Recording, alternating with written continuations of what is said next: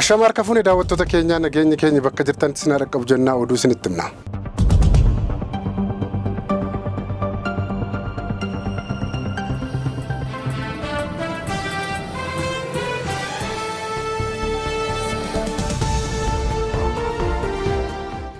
Ajjechaa jumlaa aanaa naannootti raawwatame ilaalchisee Koongireensiin Federaalawaa Oromoo ibsa gaddaa baase. Kaafaa'oon ajjechaa suukanneessaa godina Shawaa Lixaa aanaa naannoo keessatti lammiilee nagaa irratti raawwatame cimsee balaaleffachuun mootummaan callisaa fi itti gaafatamummaa dhabuu isaa akka dhaabu gaafateera.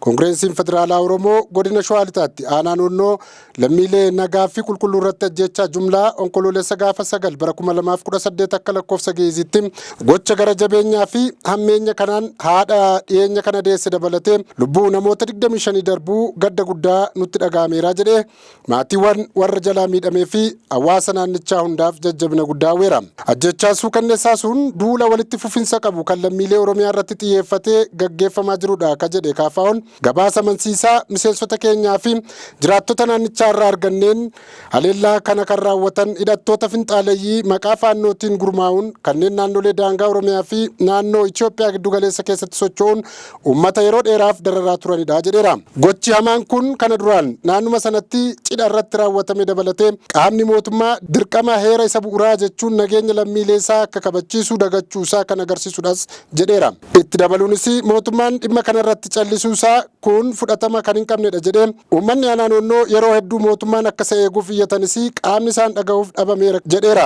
Jiraattonni akka jedhanitti mootummaan meeshaa waraanaa seera qabeessa harkaa qaban hiikkachiisa. Hidhattoonni finxaaleeyyii garuu bilisaan meeshaa baadhatanii akka socho'aniif eeyyameera jedheera. Gocha dagannaa qaamolee mootummaa kun miidhaa uummata irra gahuuf jiru itti gaafatamummaa isaa baachuu akka dadhabes agarsiisa jedheera Kaafaa'oon. Akkasumas naannicha keessatti nageenya dhabamsiisuun humnoota jeequmsaa fi walitti bu'iinsa sabaa kakaasaniif banaa fi saaxilamaa taasiseera jechuun Kaafaa'oon ibsa baaseera.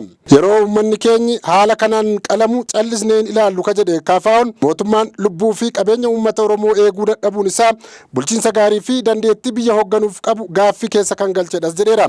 Kanaafuu Koongireensiin Federaalawaa Oromoo tarkaanfiiwwan hatattamaa dirqamaan akka fudhataman gaafatee tarkaanfii nageenya eegsisuu hatattamaan mootummaan federaalaa fi naannoon Oromiyaa battalumatti humna nageenyaa gahaa bobbaasuun hidhattoota finxaaleeyyii maqaa faannootiin socho'an naannicha keessaa dhabamsiisuu akkasumas uummata aanaa naannoo fi naannawaa isheetiif eegumsa waaraa fi amansiisaa ta'e akka taasisu gaafateera. Dabalataanis qorannoo walabaa fi iftoomina qabu ajjechaa namoota nagaa aanaa naannoo fi godinaalee Oromiyaa akka Wallaggaa, godina Arsii fi Shawaa bakkoota adda addaa irratti qorannoon guutummaatti walaba ta'ee hatattamaan akka gaggeeffamus gaafateera. Dabalataanis argannoowwan qorannichaa uummataaf ifa akka ta'u akkasumas qaamoleen raawwii kana keessatti hirmaatan ajajoota isaanii fi deeggartoonni maallaqaan hundi seeratti akka dhiyaatan gaafateera. Qorannichi dagannaa qaamolee nageenya mootummaas itti gaafatama isaanii baachuu dhabuu of keessatti qabachuu qabas jedheera. Tuma fufuun itti gaafatamummaa qaamolee mootummaa fi nageenyaa kanneen dirqama isaanii bahuu dadhaban lubbuu lammiilee akka badu taasisan seeratti akka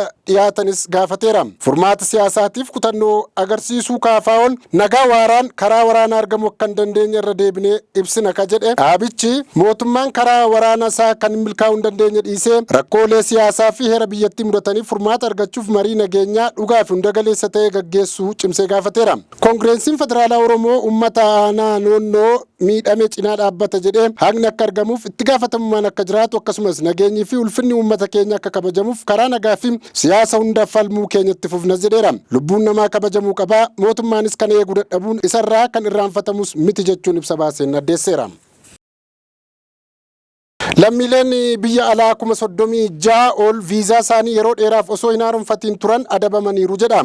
Tajaajilli immigireeshinii fi lammummaa Itoophiyaa lammiileen biyya alaa biyyattii keessatti viizaa isaanii osoo hin haaromfatiin yeroon jalaa darbee 36,000 ol adabamuu ibseera. Hojimaata kanas gara seeraatti deebisuuf hojjechaa jiraachuu beeksiseera. Lammiileen biyyoota adda addaa irraa gara Itoophiyaa dhufan kunneen dhimmoota akka konfiraansiiwwan idil addunyaa magaalaa Finfinneetti gaggeeffame irratti hirmaatan rakkoo tokko malee akkaataa seeraatiin akka socho'an tattaaffiin taasifamaa akka jirus Daayirektarri olaantuu tajaajilichaa Aadde Salaamaawwiit Daawit ibsaniiru. Aadde Salaamaawwiit tajaajila immigireeshinii fi lammummaa Itoophiyaa viizaa elektirooniksii kennuuf sa'aatii 24f hojjechaa jiraachuu eeranii kanaanis tajaajila viizaa lammiilee biyyoota 188 yeroo dhufan viizaa akka argatan eeraniiru. Dabalataanis tajaajila paaspoortii waliin wal qabatee tarkaanfiiwwan fooyya'insa adda addaa fudhatamuu hooggantuun kun himaniiru.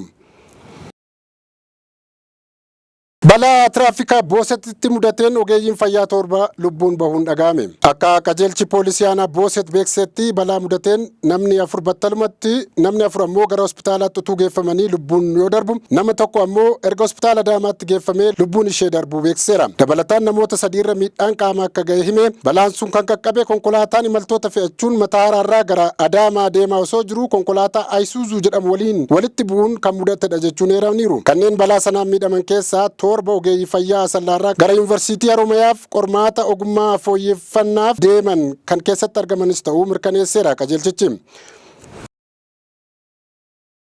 Itoophiyaan biyyoota yakka goyyomsaaf saaxilamoo ta'an keessatti ramadamuun dhaga'ame.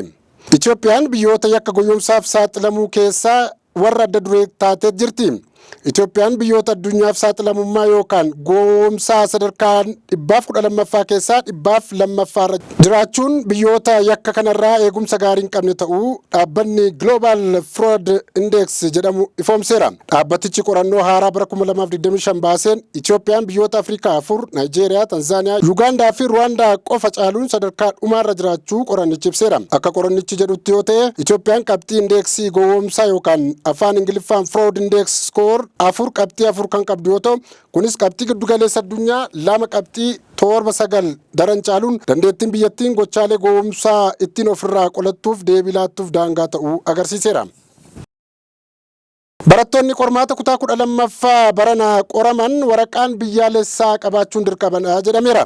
Ministeerri barnoota karaa toora intarneetii bulchiinsa naannolee fi magaalaa lamaan faana marii taasiseen akka himetti bara kana barattoonni yeroo qormaata qoraman waraqaan eenyummaa biyyaalessaa ulaagaa tokko akka ta'e himeera. Itti dabaluunis ministeerri barnootaa kun akka beeksisetti bara 2018 akka lakkoofsa warra Gi'iziitti barattoonni qormaata fudhatan qabiyyeen qormaataa kutaa 9 hanga 12 kan of keessatti hammatu yoo ta'u kutaa 10 irraa eegalee sirna barnootaa haaraa of keessatti ni qabaatas jedhameera. Kanaaf barattoonni barsiisonni fi qaamoleen dhimmi kun ilaallatu qophii barbaachisaa akka godhanis dhaamsa dhaameera. Tigraayitti bakakkaan miseensota maatii tokko keessaa dabalatee namoota 4 ajjeesuun dhaga'ame. Naannoo Tigraay godina kibba lixa aanaa Zaanaatti bokkaa cimaa roobee hordofee balaa bakakkaatiin lubbuun namoota 4 darbeera. Bulchaan aanaa Zaanaa obbo Mulaatee Hagos BBC'tti akka himanitti namoota bakakkaan du'an keessaa 3 miseensa maatii tokkooti. Balaa sanaan abbaa, haadhaa fi ilmoon dhiiraa du'aniiru jedhan. Dabalataan namni biraan tokko balaa bakakkaa sanaan du'uun dhaga'ameera. Bokkaa cimaa guyyaa keessaa sa'aatii 11 haga halkan sa'aat 3tti roobeen gandoota 2 aanicha keessatti argaman Haaddinaatii fi Maayilaamen jedhaman keessatti balaan bakakkaa qaqqabuudha kan dhaga'ame. Raashiyaan Itoophiyaa keessatti gabbiisa nukleeraa ijaaruuf walii galte. Raashiyaan gabbiisa annisaa nukleerii Power Plant jedhamu ijaaruuf walii galuu ishee karaa ambaasaaddara ishee Itoophiyaa jiruun himteetti. Dhaabbanni Raashiyaa gabbiisa annisaa nukleeraa irratti hojjetu Rosatom jedhamu biyya kana keessatti akka hojii kana irratti bobba'us irratti waliif galleerra jedheera. Akka ambaasaaddarichi jedhanitti ammoo biyyoonni lamaan gidduutti dinagdee fi teknooloojii michoommaa biyyoota lamaanii cimsuuf kan hojjennudha jechuun ibsaniiru. Tarkaanfii kana hojiirra oolchuufis gama Itoophiyaatiin korporeeshiniin humna ibsaa Itoophiyaa gama Raashiyaan ammoo korporeeshinii dhaabbata Rosatom kan jedhamu Mooskootti walii galtee mallatteessaniiru. Oduun kun kan irraa argame Raashiyaa taas jedhamurraati. Egaan kabajamtoota daawwattoota keenyaa oduu har'aaf jennu kanumaan goolabnaa turtii gaarii isiniin jenna.